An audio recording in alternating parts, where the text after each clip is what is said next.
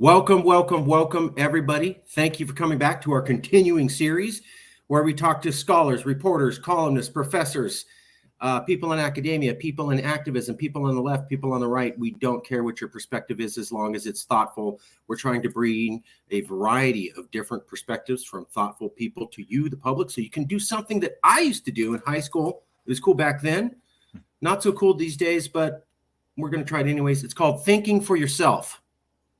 Maybe we'll have a renaissance, maybe we won't. With us today is Professor Scott Boehm. Am I saying that right? Boehm or Boehm, either way. Boehm, Scott Boehm. He's faculty in Romance, Classical Studies, Film Studies, and Global Studies in Arts and Humanities at Michigan State University. Scott Boehm is assistant professor in 20th to 21st century Spanish culture and global studies at Michigan State University, where he teaches courses on Spanish cinema, literature, cultural politics, as well as on issues of global conflict and justice. His book project, Ghosts, Cannibals, and Crime, Spanish Popular Cinema in a Time of Crisis, explores how recent Spanish horror film, thrillers, and noir intersect with the economic, political, institutional crisis reshaping Spain in the 21st century. In 2012, Scott received his PhD in Spanish literature and cultural studies from the literature department of UC San Diego, where he specialized in Spanish cinema. His dissertation, Traumatized Subjects, Horror Film and the Legacy of Mass Extermination in Post-Dictatorship Spain, considers the Spanish horror renaissance of the early 2000s in relation to the cultural trauma and historical memory related to the Spanish Civil War, which we're going to cover today, and Francoist dictatorship. Francoist was the last dictator of Spain. In 2007, Scott helped launch the Spanish Civil War Memory Project. That's how we learned about him. A groundbreaking digital humanities project housed in the Southworth Spanish Civil War collection at UC San Diego, for which he interviewed more than 50 survivors of Francoist repression. 2008, as a fellow of the Human Rights Center at UC Berkeley, Scott worked with the Association for the Recovery of Historical Memory in Spain, assisting with mass grave exhumations and conducting archival research. He served as an assistant professor of Spanish Global Studies at Michigan State University. He was also a lecturer at UC San Diego, also lecturer at San Marcos, also research at Spanish Civil War Memory Project. Also teaching assistant again at San Diego and a little bit more at San Diego. He's been teaching at a variety of California universities. Very pleased to have him with us today. We're going to be covering this article, but really only as an introduction to the subject of, are there any parallels between the Spanish Civil War and the level of political polarization we see in America today? This article will be our jumping off port, Spanish Lessons, Reflections on the L-23F and other Spanish coup attempts in the aftermath of the January 6th insurrection. Scott Boehm, Michigan State University. So did we get anything wrong with your introduction or bio?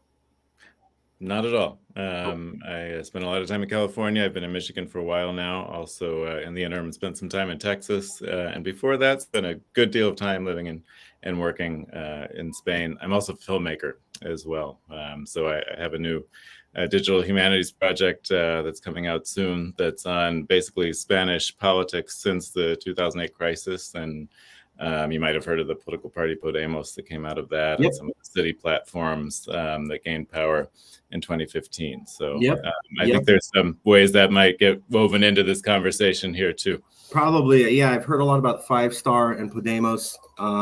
They are unique political animals to Americans. A lot of Americans struggle to understand what they are. It doesn't fit into our understanding of parties. We assume the rest of the world's democracies operate like ours, when ours is kind of unique compared to them. The winner take all, strictly two-party system, I won, screw you sort of system. That's not what most of the world has. So Americans have a difficult time understanding these other concepts, I've noticed. But that's neither here nor there. Let me get into it. You are an expert on the Spanish Civil War. Is that fair? I'm not a historian. I would say that you could call me an expert precisely because of the work I've done with survivors of Francoist repression, which started during the war, but also continued after that. So I work more in cultural studies, in cinema and film, but also very directly with people who were affected tremendously by the repression that took place when the coup that unleashed the Spanish Civil War began in 1936. So a lot of the work that I did in relation to the Spanish Civil War Memory Project that you mentioned was interviewing family members of the disappeared, and there are over 100,000 for sure. 114,000 is the number that's often cited. It's probably over 130, 150,000 disappeared people during the Spanish Civil War and after, by the hands of Spanish fascists and the Francoist dictatorship. So I worked directly in mass grave exhumations alongside with other volunteers who are helping out the Association for the Recovery of Historical Memory in Spain, and then also our project, which was based at UC San Diego. We would interview family members of the disappeared, and then also I interviewed a large number of ex-political prisoners as well, who were in Francoist prisons from as early as the 30s to as late as the 70s. And just for everybody watching, so the Spanish Civil War took place roughly in the 1930s. A guy named Franco took over. He became dictator. He died, retired somewhere in the 70s, I think. And they had a relatively peaceful transfer of power back to a democracy. I think through the royal family helped out a little bit or something like that. But the Spanish Civil War, for our interest, and it's fair to say, I think that you're an expert compared to the average person. I get it. Professors, for everybody watching, are very specific about what they will say they're an expert in and what they are not. So he's being a proper professor and saying, I'm not technically an expert as you would define it. It's fair to say you are super well versed in comparison to the average person about the Spanish Civil War. We wanted to talk about that. The Spanish Civil War, for everybody watching, was one of the worst civil wars in the last 100 years. I'm sure you can go back to medieval times where it was just god awful. But if you're looking at the modern era, it's hard to find a time where people turned on each other and started ripping each other apart with such viciousness in the last 100 years as the Spanish Civil War. It's its own thing. When you study history, I think you'd have to look at like maybe Rwanda or something to see where just people viciously turned on each other relatively quickly, and it got bad fast. I remember learning historically that the Nazis learned how to be really tough in combat when they did the Blitzkrieg from their years fighting in the Spanish Civil War. A lot of people don't know that. The Nazis weren't ready for tough combat and being brutal. So Hitler sent them down to the Spanish Civil War for a couple of years to get some experience. And then they were really ruthless. He brought them back and invaded France. And so people don't realize a lot of that Nazi Blitzkrieg ruthlessness, they learned from the Spanish Civil War because it was that ruthless itself. You also had the Soviet Union jumping in there a little bit. That's why Russia still has good contacts with Spain. I think the West didn't bother to help the liberals. It was only the Soviet Union a little bit. That's neither here nor there. You live in America now. You have two eyeballs. They work. You're an academic. Tell me, I don't know. Are there any parallels? Is it any parallels reasonable to draw between how people turned on each other so viciously in the Spanish Civil War and how we're seeing people viciously turn on each other in America today? Obviously, yes, we're not at the level of a Spanish Civil War, but there's got to be some parallels at a political or sociological level. Professor, tell us, what conclusions can we draw, and what conclusions would be unfair to make because there's not enough data supporting that? We want to be accurate here. What can we say? What can we not say? Sure. Well, I think you're right to point out that the moments are different historically. The cultural context, the political context, geographical context are really different. Totally different. Yeah. We understand that. Yeah. That's important to establish. In the article here that you have up, why don't we start there, since you suggested that, and it's been up on the screen here for a minute. So I'm in my office right now, and I was also in my office at this desk on January 6th, and I watched what happened at the U.S. Capitol right here. And as someone who has lived and worked in Spain, and that's the focus of my academic work, I immediately saw what was happening on the same computer that I'm talking to you on. Right. And my mind immediately went to Spain and to the coup, not in the 30s, but the failed coup in 1981. And there were a lot of reasons for that, but the most important one is that visually they were so similar, because in 1981 in Spain, after Franco had died in 1975. That's how he got out of power. It was through death. He died in his bed, which was a great lament on the Spanish left that they could never remove him in any other way. There was a coup in 1981. Basically, that was a coup from the right, and it failed. But it involved a takeover where you had civil guard and like a military police, is the way we would think about it here, and other military officials who were coming in to the Spanish parliament, and it looked very similar to what we were seeing, but much better organized and more backing from the military. Failed quickly, but the images were released after the fact, although in most people's memory, people watched that happening and unfolding live. And it was the power of the image that made these two moments seem really similar. And that circulated on social media. And then also there's an important journalist who works in Spain, who wrote a column for The Guardian that made these comparisons. And the takeaway from it was that coup in Spain in 1981 failed. And it was kind of comical looking back at it. And as you suggested, there was a relatively peaceful transition after the dictatorship. And often that failed coup is held up as the moment when that transition is sealed. And you were right to point out that the king, Juan Carlos I at the time, was credited as helping to bring democracy or to consolidate democracy within Spain at that time. And that's the official narrative of that failed coup. And one of the lessons from that immediately came to mind was that we need to be careful since January 6th failed to not learn some of the lessons about what had happened in 1981. Even though that coup failed in 1981, the ways in which it shaped Spanish democracy were incredibly important and powerful. And it really restricted and limited democratic culture within Spain after Franco's death. And that really held until the economic crisis of 2008.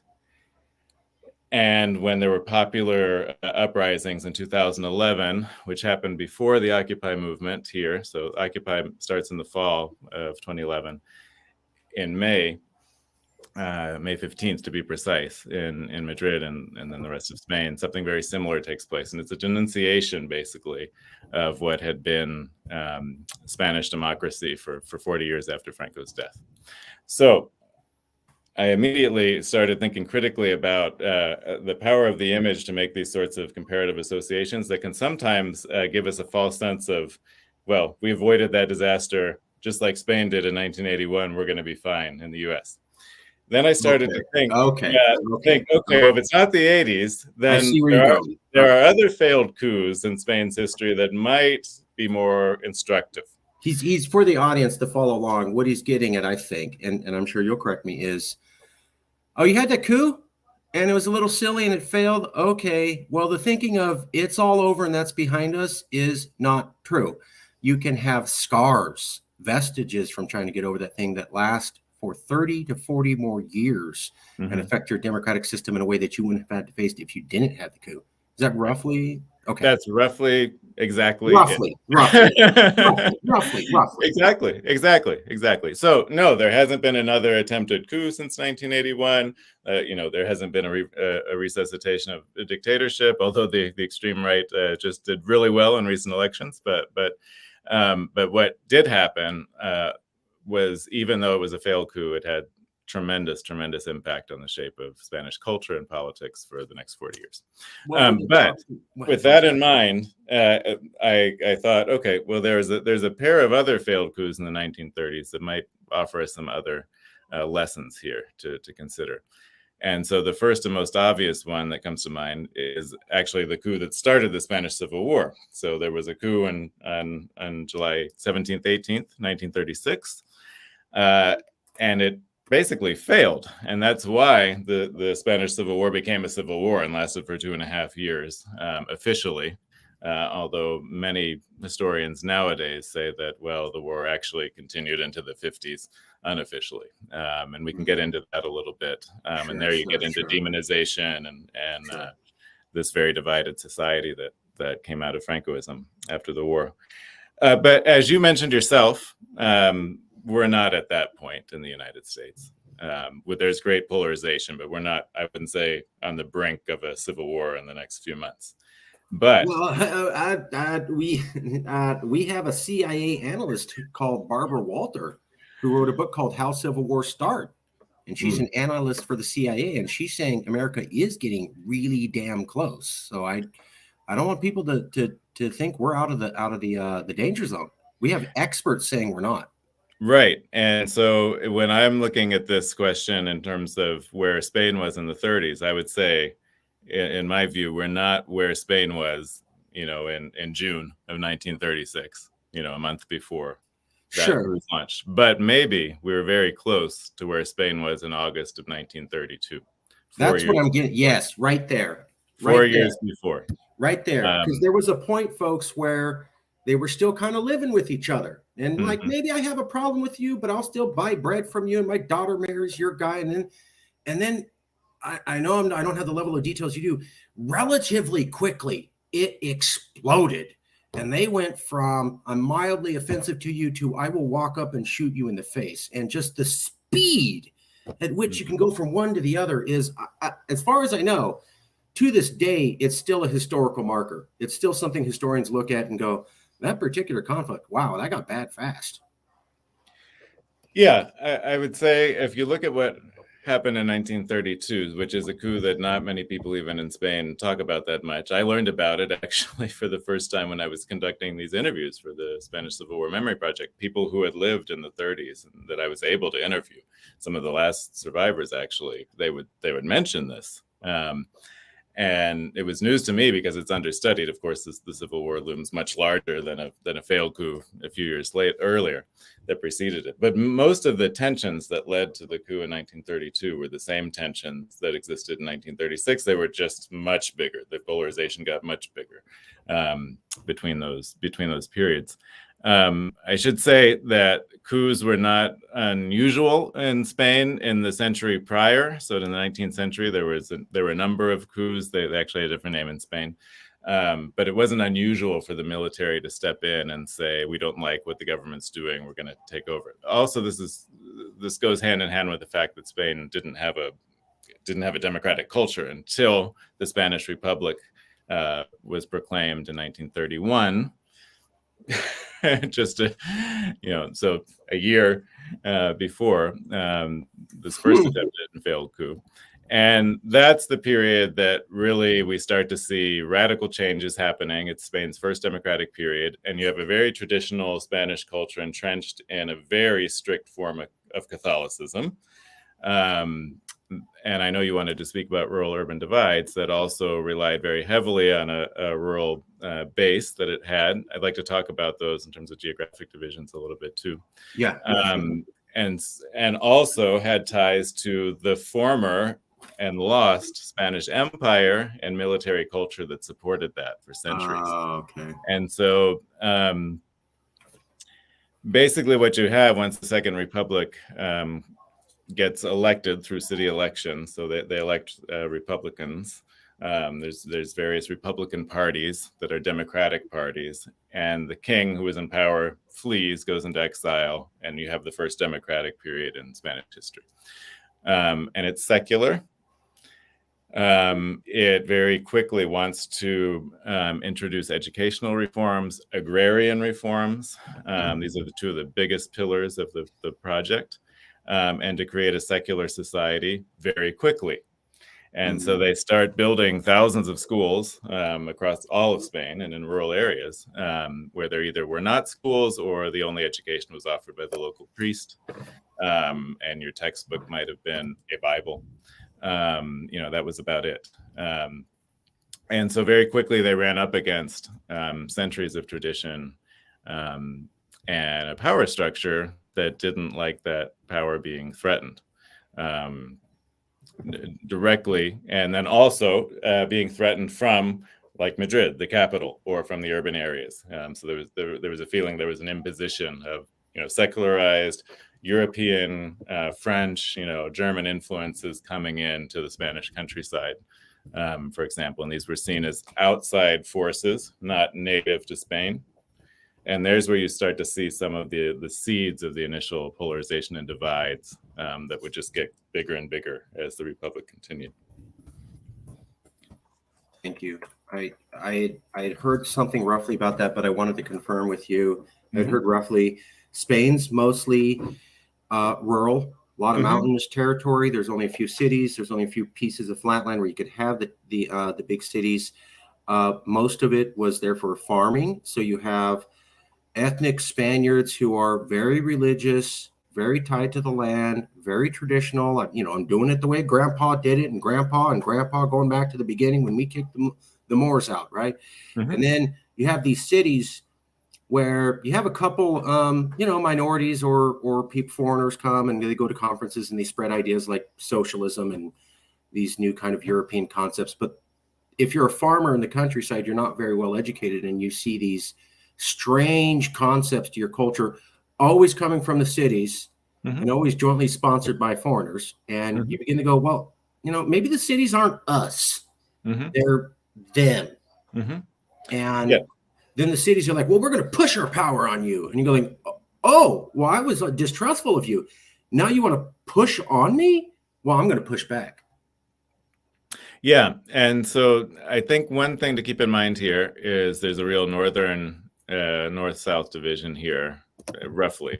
So in the north, generally speaking, you have smaller farms, and you have like family farms. This is not in the present, I should say. So right after the war and over the course of the dictatorship, basically during the time of the 30s and Spanish Civil War, about 2/3 of the population lives in rural areas. And it's the reverse at the end of Franco's life and dictatorship. So there's this huge migrant, the Great Migration, basically, that takes place as a result of the war and the dictatorship. But in the 30s, you do have about 2/3 of the population living in rural areas. In the north, generally speaking, again, you have more small farms, family farms, close-knit villages and communities where the church is the center. And again, it's not any church. This is one of the strictest, most traditional, most repressive versions of the Catholic Church on earth.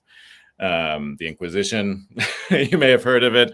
It's not active at this time, but it's still part of the sociological makeup of the church and the communities. And even though most of the north and most of the rural areas in the north are poor or relatively poor, there is a bit of a middle class. There's a bit of economic and certainly cultural and social stability. I have a few caveats, but if you go to the south, things look very different. There you have latifundias, which are more or less plantations, and you have people living as braceros or day laborers, sharecroppers, right? Yeah. Sharecroppers, and then you have absentee landlords. Yeah. You have seasonal agricultural work, people living in more or less slave conditions or slave-like conditions, and I don't say that lightly. Absolute abject poverty, and no land of their own to cultivate. And that's a huge difference between the North and the South. So very high levels of repression. I had mentioned the Civil Guard earlier, the Guardia Civil. So they're used as a police force basically to keep the rural poor in the South under control. They want to make sure there's not rebellions, these sorts of things. Okay. Also, people are drafted prior to the 30s. And this is important. But in the 1920s, so the decade before and even earlier, people are being conscripted into Spain's attempt at resuscitating its lost empire in North Africa. The wealthy, they get out of it. They don't have to do it. But often you have the urban working poor and then also the rural poor being conscripted, and they can't really do much about it. So very high levels of repression, very high levels of poverty. The church is also very powerful there, as it is everywhere in Spain, although less in the cities, of course. And so there's a real divide there. And so what happens in terms of support for Franco and for the coup, for the rebels who decide they want to not just replace the government of the Second Republic, but to overthrow the Republic and install something like a military dictatorship or the like. or to restore the monarchy, for example, because there's a lot of loyalty to the monarchy, particularly in the North, more so than in the South at this time. In the South, all of this repression produces political organization. And basically, we're speaking about anarchists who are very powerful in the poor working classes in Barcelona and in Catalonia, in urban centers, not exclusively there, but most strongly organized there, but also in the rural South. Because things were so bleak and because anarchism had taken root in Spain, unlike other European countries and to a larger extent than other countries in the world. And not exclusively anarchism. So, the socialist parties exist, communist parties exist. So there's a lot of mobilization that's happening prior to the war. And the big element that we haven't spoken about, since we wanted to talk about this first, is let me back up for a second. I have referred to the lost empire. So Spain is the first great I'm using that word specifically for a reason I'll get to in a second. Great world empire. Yeah. Right. We've heard about 1492. Yeah. Right. And then 1898 is when Spain loses that status. So we think about 1898 as the Spanish-American War. Spain loses to the United States, and this is when the United States begins its long 20th century and starts building its own empire and imperial presence across the globe. In fact, Spain had started losing to Cuban uprisings and uprisings in the Philippines already, and then the U.S. stepped in and accelerated that process. Yeah. It was I think when Turkey was falling around World War I, they called it the sick man of Europe. You fast forward to 1898, and the world was recognizing that Spain was really slipping. They had this empire, but it was really just kind of going on momentum. They really didn't have what it took to maintain it. And America saw opportunity and said, hey, we want to be like the European countries. Why don't we knock one out, take over stuff, and then we can act like we're big and powerful like France and England. Right.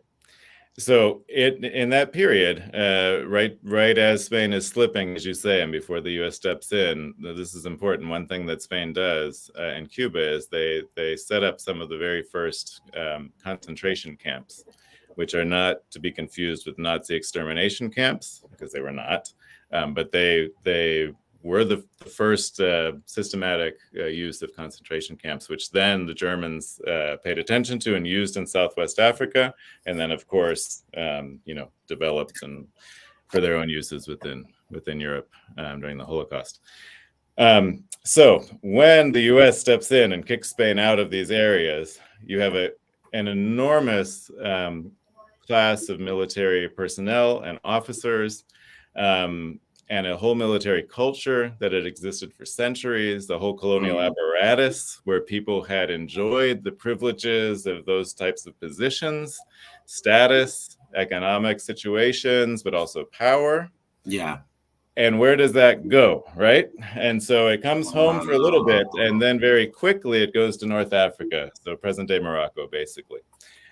So Francisco Franco was one of many generals who got his military training in the north of Africa. And this group of military officials who sort of were in this like incubator in North Africa, they were called Africanistas.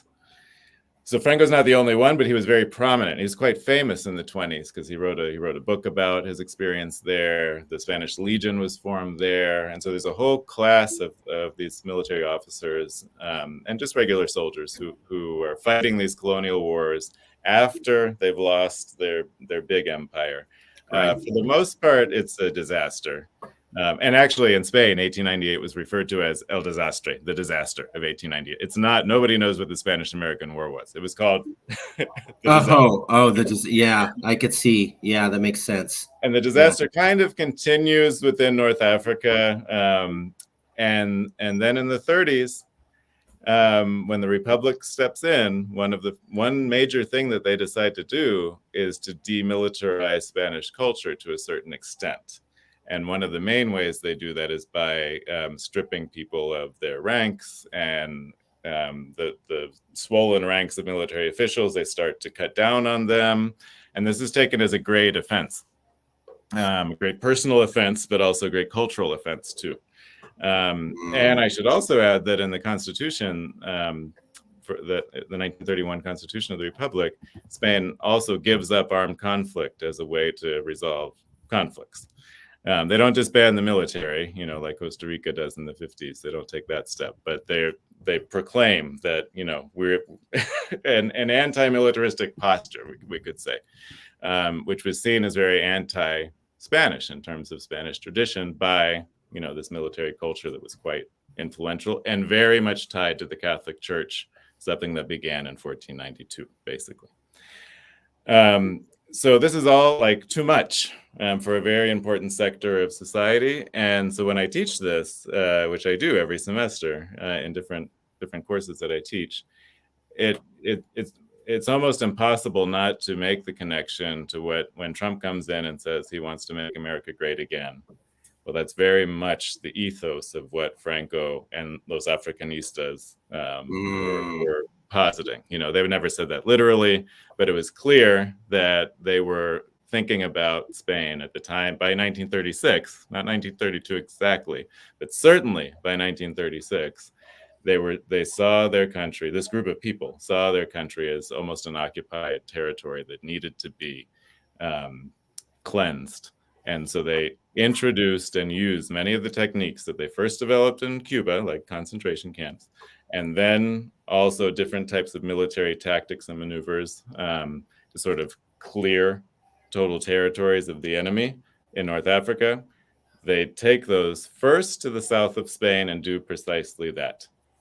And so in 1936, the reason that it happened so fast, as you were describing it before, the level of violence, is because if you think of it as a civil war, it's like, how could, brother against brother, right? That's how it was often portrayed. How families against families, how could that happen so quickly? Like in Rwanda, for example, right? Right.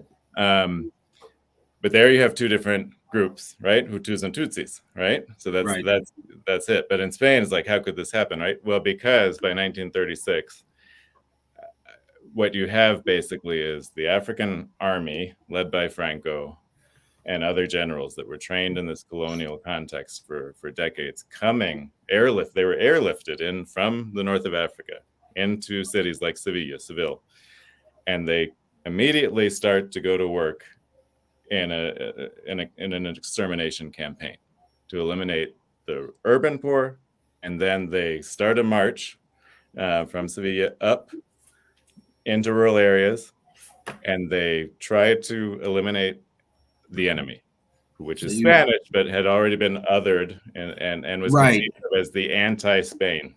Right.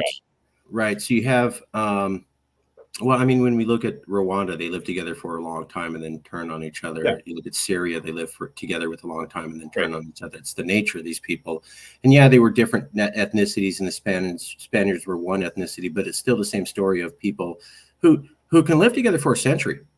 And then within a relatively short period, a few years, it's just, and I think what you're saying was, so you had a group of disenfranchised military people who came back and felt, hey, we're on the losing end. We had power, we had it good, and we lost. And the way things are going, we're going to be losing more unless we fight back to keep what we've lost. Right. And then on the other turn, you have the liberals saying, oh, I know what to do. Let's build all these schools across the country where they've never had in them, and then we can start indoctrinating their children in ideas that we think are good, and everybody should just get along with that and be cool and not have any problems. And when you put those two things together, it kind of pisses a lot of people off very quickly. There is, we had talked earlier about CIA analyst Barbara F. Walter, who talked about how civil wars happen in America. And one of the things that she said was there was two conditions. One was anocracy. You have kind of a dysfunctional democracy. It's sort of a democracy, but people are like, yeah, I vote and I pretend you care, right? I vote, I can vote, but you don't really respond to my interests, and I don't really believe you do either. We just kind of go through the motions, like the Soviet Union last 5 years before it collapsed. The other major thing was a group who feels they were in power and they're losing and things are only going to get worse for them. And then somebody comes up and says, hey, I can return you back to the good old days. We're losing. We don't have to lose. Right. And so Exactly. Trump said that. The ISIS group, who was originally Al Qaeda in Iraq, said that to the Sunnis in Iraq, and that's what started the civil war there. They chose not to vote. They were the military class. They were disenfranchised. And I remember the video of this American sergeant telling some woman who was the wife of some high-ranking general, like, sorry, you get nothing. Go home and deal with it. Well, they did. Yeah. So we've seen this scenario play out a couple times. Right. Please continue, just for the audience. Right. Yeah. I think here, what's hard for people to understand is how, and there's even, I would say, a lot of mystification about this within Spain itself, due to the transition after Franco's death, in which none of this was analyzed systematically or thoroughly. Right. So in Spain, the idea, was basically, people just went crazy for a period of time, and that's not an exaggeration. That's basically was the official line on the war for about 40 years. But it was actually much more mechanical and methodical. Certain parts, as you're saying, had to be laid in there for this to get to that level. Right. And one of those was almost a racialization that took place. So you have, this military class who themselves had gone through and reformed through the violence in colonial North Africa, but also represented a lot of the traditional values that people would have in large swaths of Spain, more in rural areas than in urban ones, and certainly within the Catholic Church. So there was a large base of support for that. But so not only the military, but also all of these elements that I'm talking about, they start to see like these anarchists in southern Spain, for example, or your trade unionists within urban centers, groups that start taking direct action. The Republican government itself, when it starts initiating secularization attempts throughout society, particularly in schools, the discourse of calling these different groups, and there were many different groups who were often at odds with each other. That's one reason Franco triumphed, because there were so many divisions on the left. But what unified them as a target was the discourse on the right, calling all of these groups Los Rojos, the Reds, right? Even though there were divisions among them, and La Anti-España, the anti-Spain. And so there you have this like demonization that occurs, and also this division between us and them. So us and them thinking, othering, and often it was in racial terms, particularly in the South, and particularly with the poor. And some of that would have to do with the past in Andalus in the South, and something you had alluded to earlier. I don't know that we have a lot of time for that, but in terms of these sorts of divisions, this is how it was produced over a relatively short period of time, but I would say for a period of about 4 or 5 years before the war breaks out. And we saw similar parallels to Trump. So right. They came up with names for the left, own the libs, libtards, etc., especially under Trump, lots of name calling for the other group. And one of them was, those aren't real Americans. Absolutely. They hate America, right? Yeah, that's what the Trump people, those people who aren't us hate America. Therefore, they're not real Americans. Also, we saw the rise of a ethnic identity permanently and in ways we'd never seen before, thoroughly concretized and latched onto the Republican Party identity. So you have like this white identity and party identity. And yeah, it's sort of always been hinted at, but Trump made it official. Like, hey, folks, I'm telling the world we're getting married versus you were kind of dating in the background and people may have had an idea, but they weren't sure what was going to go on. He was like, no, we're doing this now. So I noticed that parallel with what you're saying. Right. Yeah, I gave a little bit of thought to this urban-rural divide, and there's one other thing I wanted to add, two things I'd like to add to that to complicate it a little bit. Please. And one was really obvious to me because I've been to, I don't know, probably 6 or 7 mass grave exhumation sites within Spain, and they're all in rural areas. And so it's not, and so every small village in Spain has a mass grave or two in its vicinity. Wow. So we're talking about one of the countries in the world that has the largest number of disappeared persons and mass graves. So there's Cambodia, there's Guatemala, there's Spain, but Spain isn't talked about very much. No, I didn't know that at all. Right. So the word disappeared gets introduced within the Argentinian context. Right. And then there's Chile, but the numbers in Spain, dwarf those in Wow. Argentina. So there's about 30,000 there, right? Yeah.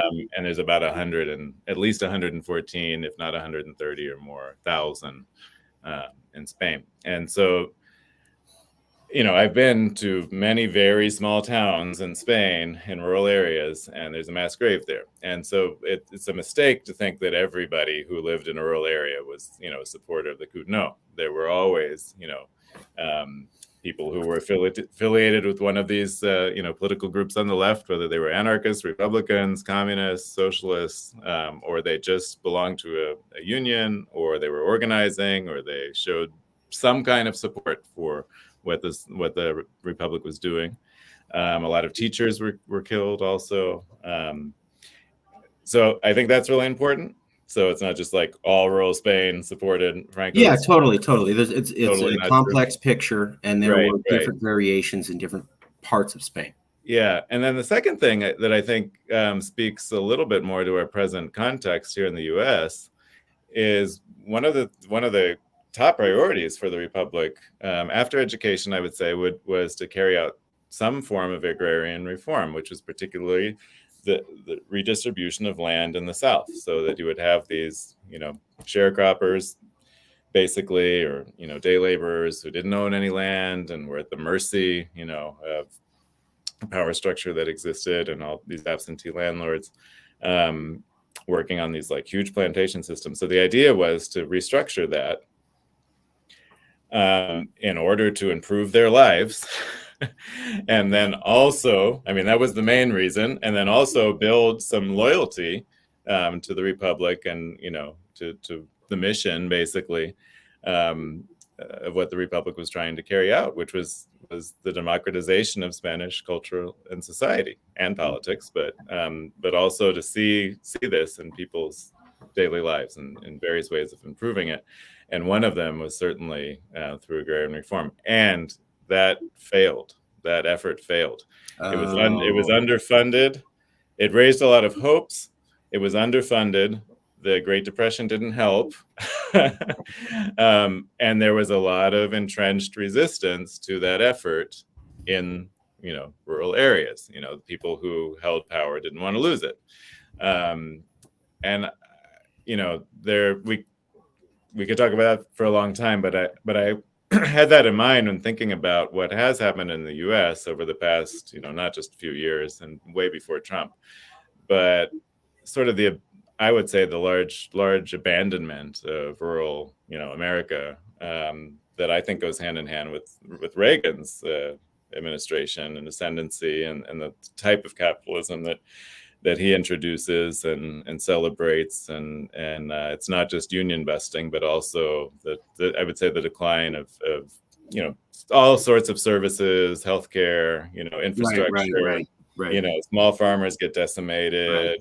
Right. So if obviously I think we think easily, and this is certainly true in Michigan and Detroit, and even here in Lansing, deindustrialization that takes place and shipping jobs overseas and everything that decimates our industrial sector and affects a working class population that's more urban. But then at the same time, similar things are happening in rural areas that didn't get as much attention, and then things like racism seep in and take root, and there has to be an enemy, right? There has to be a cause for this horrible existence. And I don't think that the left and the Democratic Party in particular, which took a very neoliberal form around the same time in response, it didn't address these issues for a long time. And so you can see this widening, and what we think now in terms of culture wars. They do have a material base, but the Democratic Party, sometime in the 80s or 90s, pretty much abandoned that as part of a platform.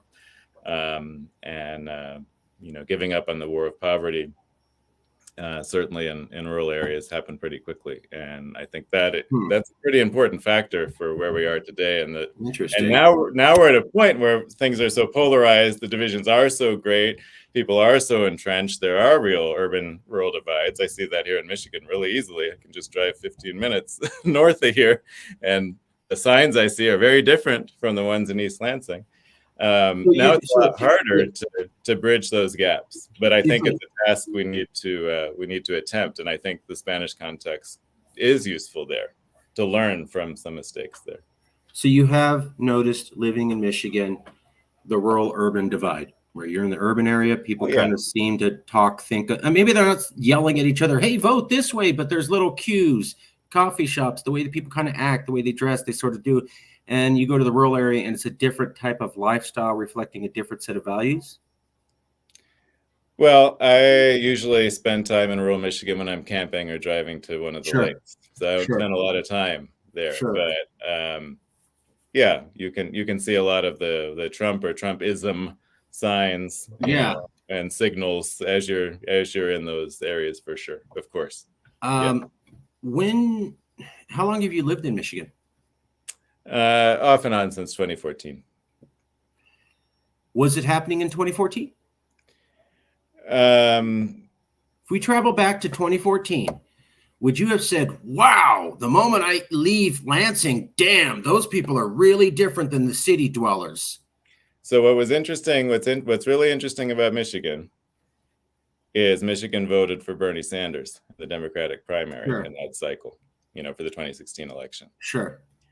And I think there you have a really powerful indication that couldn't have happened only and exclusively, with the youth population and only in cities and stuff.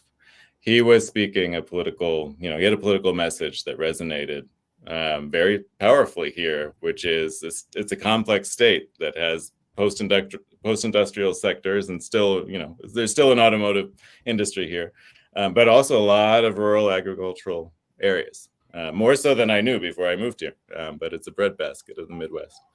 And you have a lot of areas that voted, twice for Obama, and then ended up voting for Trump. And so once Hillary Clinton got the nomination, I feel like, things swung, and Trumpism took off because there was no counterbalance, at that point. You did not play out the same everywhere else, but it did here. You did not see the level of division you see now in 2014. No. It seems to have markedly took off with the election between Hillary Clinton and Donald Trump. Yeah, for sure. Okay, you're living in America. You've seen how bad these things can get in other countries. Is there reason to believe that our polarization just calms down in the future? Or is it more likely to believe that it will continually ratchet up? Well, I will refer to Spain for a second here in my answer. Yeah, totally. Because I think we have to be careful when we look at Spain too, because nothing was inevitable. That it wasn't inevitable that the Spanish Civil War was going to happen, and it's something that seems like, in retrospect, there's no way it couldn't have happened, because the levels of polarization were so wide, were so big. The divisions were so wide, the polarization was so high. But that's just simply not the case. The fact that this group decided to take, this very dramatic and very violent action with a great, confidence in the base of support they would have, and did, it just wouldn't have happened without taking that step. And so I was concerned on January 6th, the reasons I mentioned at the beginning of the interview, that we shouldn't get too comfortable, because that didn't succeed. Right. The level of organization was obviously, wasn't as coordinated as it might have been. There were certain sectors of the military didn't step in and get involved, those sorts of things. So I think, a lot of us breathed a sigh of relief at those facts. as did I to a certain extent. But I was concerned that we could get a little bit too comfortable, because I think there are too many warning signs that if we don't address them, and there are a lot of things to address, things are not going to naturally get better on their own. So I don't think a civil war is inevitable here in the United States. Fair. But I do think that we could be going down that path and could be closer than most people realize if we don't take certain steps to prevent that. Can we take those steps to prevent more division in America leading to civil war by not having a conversation about the level of political polarization in America? Or is having a conversation about political polarization in America essential to us being able to learn the lessons that we need to avoid things getting worse in the future? I mean, we're talking, so obviously I'm on the side of conversation about these matters. I don't think conversation alone will solve it. I think we need real different policies Sure, that have a large large degree of support, but have not been able to be enacted. And so obviously there's gridlock in Congress that we can't do much about right now ourselves. That's clear. But I think if that kind of gridlock continues and we're not able to enact things that people desperately need, the prospects, are not great for the future. Sure.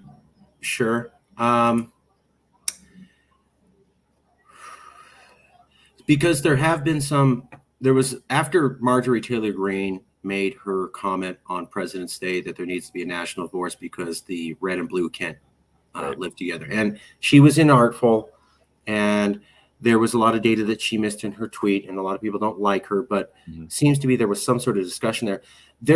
There were 30 different newspaper articles that came out the month she said that, and they said there's no political division in America, so we don't need to have this conversation.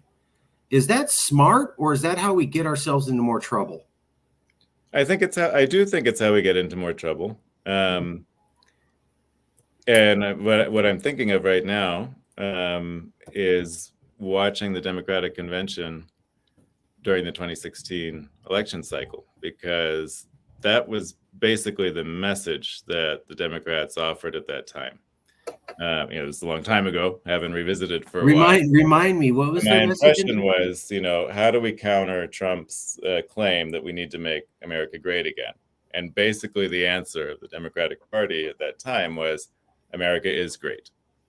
I remember that. We're already great. That was Hillary's response. And here are all the ways in which we are great, and we'll display that for you. Mm-hmm.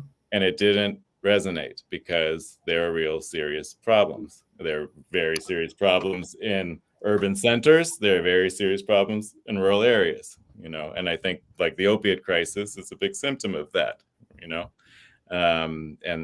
there's many others. The list is long, but basically I think, just to get to your point, like, we need to have an investigation of these things. We need to talk about these things, and we need policies that address these things.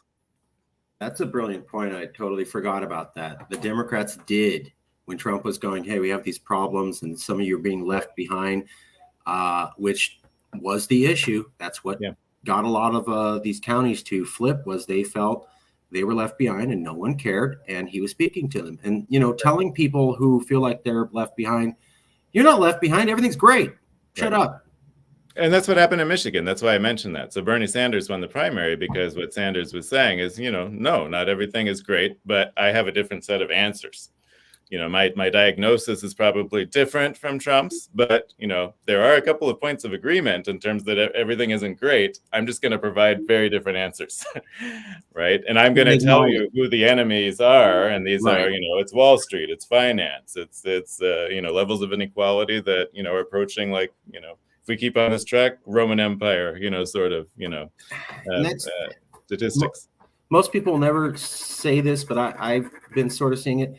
Trump in 2016 did what Bill Clinton did when he ran the first time. I feel your pain. Yeah.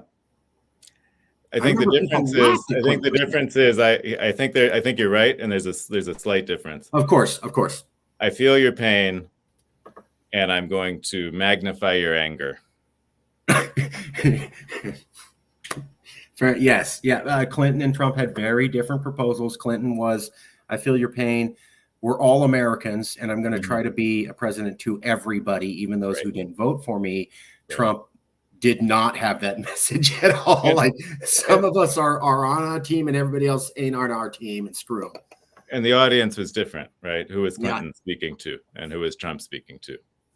True. I felt like Clinton was trying to speak to the whole nation, and Trump was trying to speak to a specific demographic that Yeah. his team had isolated early on. And so Yeah. very different messages. Yeah. Let me ask you another question. The January 6th hearings, I'm not going to get into it because it's not the major subject here. We're talking about political polarization, but there have been some people on the left and on the right. AOC actually brought this up too. So it's not just on the right, who said, hey, there were cops opening the gates, and yet we've seen no investigations of the police, and we have absolutely no word about were any of those cops in it. We're supposed to believe that everybody was an honest police officer and they could never be corrupted. And I have family in law enforcement, and I believe that's generally true. But I also know that when you're talking about groups of hundreds of thousands to millions of humans, not all of them are going to be good people. And the idea that, nope, not one police officer in the entire Capitol Guard could ever have been corrupted and ever have believed in Donald Trump is a garbage philosophy that children believe in. And that's the one that we're pushing forward. The other thing I've seen is they briefly mentioned that some of these politicians were leading tours the day before of select locations. I have seen no prosecution of those politicians. I've seen no in-depth discussion. What if it turns out, and I don't know, I don't have the facts. I'm asking you a hypothetical question. What if it turns out that January 6th was not what we saw? It was, in fact, much more organized and much more coordinated and had aspects of law enforcement, managers in law enforcement, and elected officials at the highest level all saying, yep, we're doing this. And what the government decided was, that's too scary. That looks like a real coup. We just won't talk about the politicians and the police, and we'll just say it was just a bunch of drunken yeehaws who went up there. Because if we actually let them know the truth, oh my God, who'd have faith that we're not going to fall apart? Mm-hmm. Wild, crazy theory of mine, or possibly plausible? And if it is, how similar are we to the Spanish Civil War now? Because the comparison we were making was our coup was a bunch of yeehaws and they were much more organized. Right. Okay, well, now throw in the politicians and now throw in the military. How similar are we now, given those factors? Well, it's still quite different from the 1936 and even 1932, because you basically, and this key essential difference would be that you, not the entire Spanish military supported, the fascist coup. Sure. But a very large percentage of the military did, particularly, higher officials. So the percentage of involvement there, I mean, there's just no comparison. There's none. Now, so I think we should just set that aside. But in terms of it being an issue or a concern for the president and for the United States, I mean, I think we can't ignore the militarization of the police in the United States when it comes to weapon and the influence also, of people who are in the military that are in the police, and like that those cultures, they intermingle and overlap. And then, in terms of, the politicians giving tours the day before, obviously that's concerning, or the weeks leading up to it, it's concerning. I have no idea, because I don't know. I don't know either. I don't know because they won't let us know. I'm just saying, what if that turned out that would be concerning? And I think yes, the sort of like the way you described what the images that we saw on January 6th on that day in particular led it to look like, an uncoordinated circus, basically. Obviously, the levels of organization and the levels of violence were higher than what we saw, on our screens that day, myself included. And some of the truth has certainly come out. Has all of it come out? I doubt it. And there, we could also look to the 1981 coup in Spain, where the truth has never come out. And the degrees of organization and the levels of involvement, possibly including the King of Spain, who gets credit as the savior of Spanish democracy, may very well have been involved. And so I think there's plenty of space to, be skeptical about whatever the official account is of January 6th or in the Spanish case. Fair. I'll just to simplify it for people who are watching and aren't as educated and aren't as initiative. As somebody who lives in America for the last couple of years, approaching a decade, and as somebody who's familiar with these Spanish coups, is it a lot more concerning that option A, couple hillbillies went out there and they had some drinks and they just got riled up with Trump and said, let's just do this right now, or it was planned for months out and involved elected leaders at the highest levels coordinating with people who were in law enforcement who were deciding that they were not going to do their duty, and they were all in a coordinated attack going to overthrow the government? Which one is a much more scarier prospect to the average person?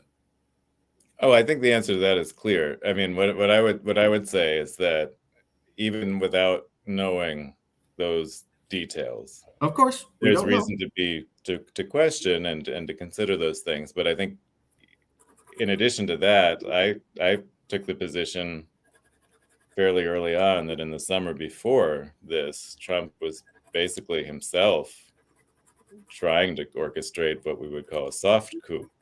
And I think that was really quite clear and has become pretty evident since then. And, obviously not respecting the election results is a huge piece of it. But there were things that were happening before that, too, and trying to delegitimize those elections before they even happen was part of it. But the way in which, his last Supreme Court justice gets named and the aesthetics of all that, swearing her in at night. I don't know if you remember that, but it was a very, it had very fascist aesthetics, which caught my eye immediately, doing these sorts of things under the cover of night, but also out in the open, on the lawn of the Oval Office. It's quite concerning to me. And, having seen similar types of like soft coups, for instance, in Brazil, not long before, it really seemed like he and they, at the highest levels were attempting something of the sort. And so to what degree was he and they, did not get too specific, involved in January 6th? I don't know, but they're not isolated, things. These are things that were operating in tandem to a certain degree. Did you see Joseph Biden's speech also at night in front of a blood red backdrop with 2 active duty Marines? Most presidents don't give speeches at nights. Most presidents don't have lights that are blood red shining. Most presidents don't have active duty soldiers standing to them while they talk about national security issues. And he said 78 million Americans are essentially enemies of the state. And he did it, and it terrified Republicans, fellow Democrats, and independents, so much so that the next day on TV, his administration hasn't walked that back. Was that a good way to calm us down, or also a sign of polarization? Well, I think you answered the question again. Well, you laugh, yeah. But I have had professors look me in the eye and go, he should have been more hardcore. Is that a good sign for polarization, that when I talk to professors who study polarization and I bring up this speech, they go, good work, Biden, you should do more? Or is that a bad sign? Yeah, I think Biden's really complicated because you have that on the one hand, and then on the other hand, you have his, ability to strike bipartisan deals, as we've just seen with the debt ceiling and all the stuff that's included in order to get that. So he's like someone who, does that sort of speech, and then also, crosses the aisle to get things done, sort of. So I also think he's a symptom. This is what I would say about Biden. He's done it. I would say his policies have been a mixed bag, largely, but I'd also say he's a symptom of a system that's trying to just keep on without addressing a lot of the structural issues that need to be addressed. And that might postpone some of the worst outcomes, but at the same time, it's like kicking the can down the road. It's also, can be exacerbating them at the same time. It's like we're sort of on some kind of autopilot in some ways. I don't like Trump. I'm Mexican. My mom's Mexican. She cried for an hour when he was running. So we're never going to be friends. At the same time, I noticed that there was a stance from the left and the mainstream media and in a lot of academics that, it's all the Republicans, it's all Trump. Mhm. And I'm like, Yeah. okay. And then I had to bring up to 30 different reporters, what about the speech Biden did? Like, they didn't bring that up. And I go, but when we're talking about political division, is this helpful? And I had to remind them. And then the other thing I had to remind them of was AOC said after, Alexandria Ocasio-Cortez said after Trump ended, let's make a list of everybody he worked for so that we can make sure they're punished for the rest of their life. That's straight out of the Nazi handbook. No one criticized her. No one talks about this. When I bring this up to professors, most of them have never heard of this. Additionally, I bring up people like Maxine Waters from California, where I'm from. She stayed upset. If you see a Trump official, go get up in their face and accost them and harass them. And she was also seen literally pushing a reporter out of the way who was pro-Trump. And no one criticized her either. Don't these things also exacerbate division? They certainly can. They certainly can. And I would just say on this point, the thing that concerns me more than anything else is that the way in which it became very easy for people on the left to place all of the problems that the country has on Trump. He certainly, in my opinion, made things much worse. He certainly elevated levels of racism and xenophobia in very dangerous ways. Certainly elevated white supremacy in ways that we had not seen in a long time in this country. But it also made it really, really easy to not take a look at how, as I said before, neoliberal democratic policies in the 80s, 90s, and even under Obama continued to produce inequalities, economic inequalities, geographical inequalities, all sorts of divisions within the country. And Democrats have a lot to account for in terms of that. Trump, I do believe, made everything worse. But one of the things he also made worse was the ability for people on the left, or liberals, I would say, and the Democratic Party in particular, not have to seriously take a look at themselves. And as we talked about, a lack of observation, a lack of reflection does not help the body get healed and doesn't help you solve any problems. It lets them fester. That's absolutely true. I heard from a professor, and I'm wondering if you think this is true. He said, look, yeah, of course, Trump made it worse. Of course. But Trump could not have been elected 10 years before. The conditions had to be right for him to swing into office. And basically, things got so bad that when you put him on top, yeah, it falls over. But this idea that everything was fine, and then we put Trump and it collapsed, he goes, no, there was a mound of garbage building up. We didn't want to pay attention. We're like, no, we can, Obama's cool. Things are still working, right? Don't pay attention to these structural problems. Then Trump sits on top of it, and it's too much for the system to handle, and it collapses over. He goes, the Trump phenomenon is because the conditions were ripe. It's not just because of that guy. Yes, he made it worse, but you're acting like he could have popped up out of fertile soil with everything working fine. If the system was working fine, he never would have made it past day one. Yeah. Okay. All right. Yeah, it does. And I think a lot of that, I think it's many of these issues long precede the 2008, economic crisis, Great Recession, Depression, whatever you want to call it. But that certainly also exacerbated these things. And I think what you ended up with in 2016 were two outside voices that were sort of born of that moment in terms of their political potential to resonate with a wide population, and that was Donald Trump and Bernie Sanders. And they both offered, different critiques, but resonated with similar populations, and they offered very, very different answers. And obviously, Sanders was smashed by the Democratic Party establishment. What? Trump won the election. Bernie Sanders fairly lost. What are you talking? What? Wow. I know there was that Iowa story about the primary there that Bernie Sanders won, and they were using a new voting software invented by staff aides from Hillary and Obama, and it accidentally failed the night of, keeping everybody confused. Buttigieg then, who got appointed by Biden, said, I'm the winner. and that confused the whole thing. So Bernie didn't even get the primary. But I mean, come on, just because former Hillary and Obama staffers wrote the computer program that basically destroyed Bernie's chance of getting a primary, we can't say that the party was in on it. Come on, right? Even without that. Okay. All right. Yeah. No. Yeah. Just trying to, demonized, by the party was not okay. Last questions. Okay.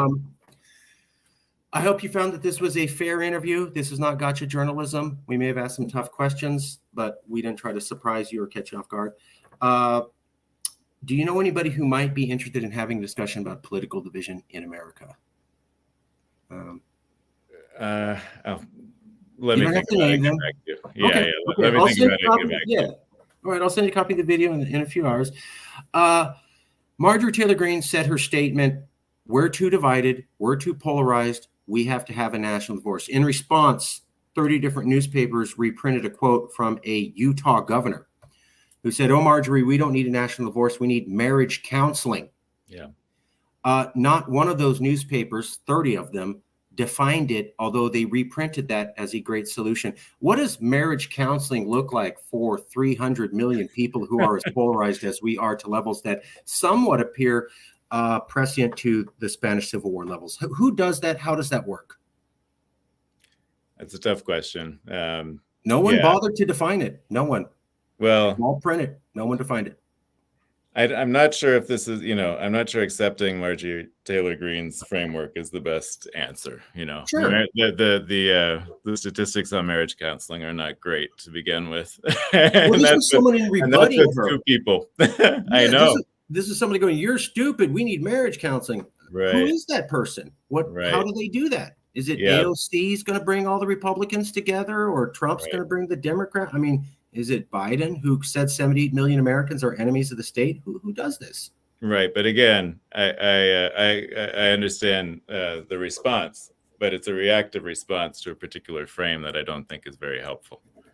And so, unfortunately, we can't totally ignore Marjorie Taylor Greene because she has the position that she has, unfortunately.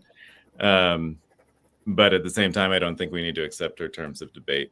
I think they're distractions. I think we need to focus on the right policies that are going to improve the lives of millions of people in this country. And those policies need to be spoken about. The problems that exist within rural America, for example, as we've been talking about, they need to be discussed as real. And there need to be real policies that are presented to address them. And that goes for a host of other issues across the country and across these divisions that exist, but at the same time might exist more in our mind and in our discourse than need to exist in actuality. It's not to say they're not real, but I think it's a mistake to take the terms of debate from somebody who obviously wants to divide the country and focus on policies that could benefit the large population. But I remember this guy called Donald Trump. Mm-hmm. And he came in 2016 and said people feel like they're being left behind, and they said he's an idiot, and his message won. And he was right, and all the experts were wrong. That also happened with Brexit. That also happened with the 2008 financial housing collapse. We've had a couple things where all the experts got it wrong. I agree. And I remember a guy named Bernie Sanders who said same stuff, but this offered different solutions. And also, like the Occupy movement, and in Spain, the 15 de May or the May 15th Indignados movement as well, saying the same thing. That's where, you get the political party Podemos out of that. We don't have time to go into that, but there were other actors and other voices that spoke up. Obviously the odds were stacked against them to have that resonate. One thing I remember, maybe we can end on this because I think it's very important to the point. During the 2016 elections, I was commuting from Houston, Texas to here. So I spent a lot of time in airports. I'd fly back and forth on a weekly basis. And one of my strong memories and impressions from that, so this is during the primary season, is the whole election cycle, the whole 2 years. And what I remember seeing in the Detroit airport, that's my strongest memory, but in the Dallas airport, the Houston airport, Chicago airport, where I was spending a lot of time, who was the person on the screen all the time before he was president? Donald Trump. Right. And it didn't matter what, it was usually CNN. That's usually what was in the airports. You know, there were famously, you know, images of the podium where Trump was going to speak while, for example, Bernie Sanders was speaking and it wasn't covered. I saw that. I saw that. And that's once, and that gets attention and people remember that. But what I remember is on every Sunday night when I was traveling between Texas and Michigan, people were talking about, or we would see images of, or listen to Donald Trump.